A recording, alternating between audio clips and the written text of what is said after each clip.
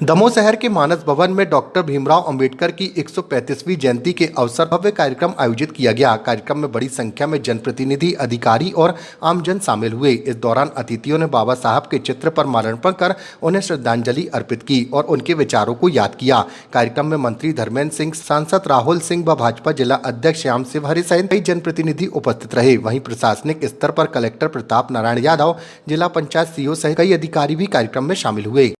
136वीं जयंती के अवसर पर सभी देशवासियों को, जिलावासियों को शुभकामनाएं देना चाहता हूं।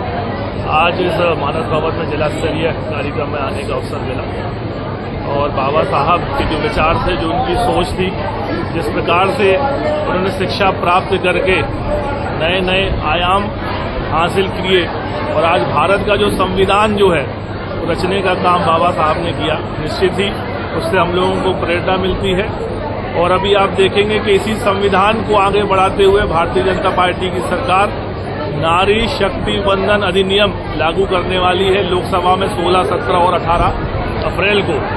और ये आने वाले 50 वर्षों में भारत की राजनीति में बदलाव लाएगा।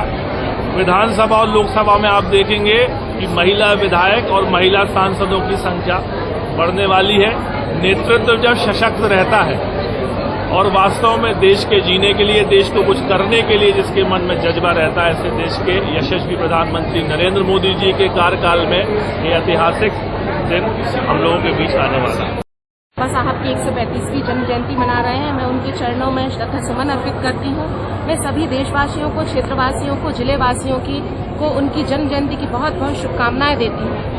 मैं बाबा साहब की सोच, विचार, ऐसे व्यक्तित्व के धनी कि जिन्होंने उस समय ये सोचा कि हम सभी एक साथ समानता के साथ रह सकें। मैं उन्हें सलाम करती हूँ कि ऐसी यदि सोच हमारे महापुरुषों की है तो हम अपने समाज को, अपने देश को बहुत ऊंचाइयों तक ले जाएं। ये बहुत ही महिलाओं के लिए बहुत ही खुशी का अवसर है कि हमारे जैसे वेदों में कहा गया है, यत्र नार्यस्ति पूज्यन्ते रमन्ते तत्र देवता।